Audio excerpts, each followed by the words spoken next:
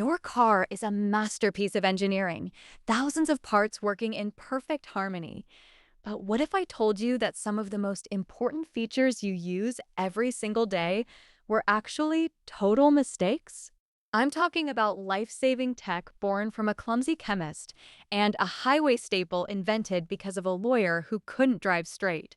Today, we're counting down 5 car features that happened by pure accident. Let's roll. Flashback to 1903. French chemist Edouard Benedictus is working in his lab. He knocks a glass flask off his desk. He flinches, waiting for the shatter, but it never comes. The flask cracked, sure, but it stayed in one piece. Why? Because it was coated in dried nitrocellulose, basically liquid plastic. Benedictus didn't think much of it until he read a news story about drivers being sliced up by flying glass in car wrecks. Boom. Laminated safety glass was born. If Edward had been better at cleaning his lab equipment, windshields today would still be giant guillotines. Talk about a lucky break. Next time you're on a road trip and you hit that cruise control button, you should thank a guy named Ralph Tidor.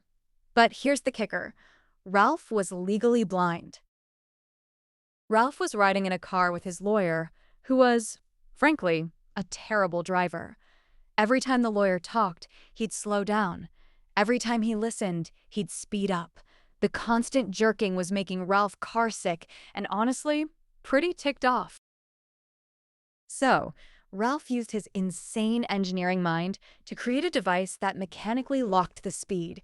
He invented it just so his lawyer would stop making him nauseous. It's the ultimate I'll do it myself moment in history.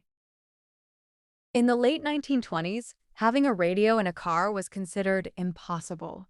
The engine noise created so much static you couldn't hear a thing. But then came William Lear and Elmer Wavering. They were trying to impress their girlfriends on a double date at a lookout point. The girls said, "This is boring. We need music." Most guys would have just hummed a tune, but these two went to their garage and stayed there until they solved the interference problem. They called their invention the Motorola, motor for the car, and Ola for sound. So, if you're vibing to your playlist right now, it's only because two guys really wanted to get a second date.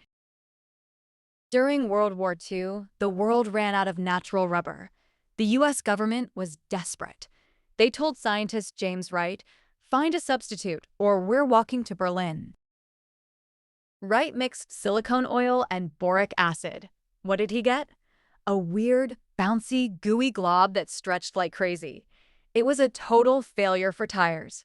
We know it today as silly putty. But here's the twist.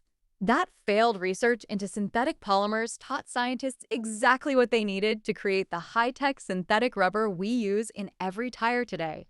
Without that gooey mess, your tires would melt the second you hit the highway.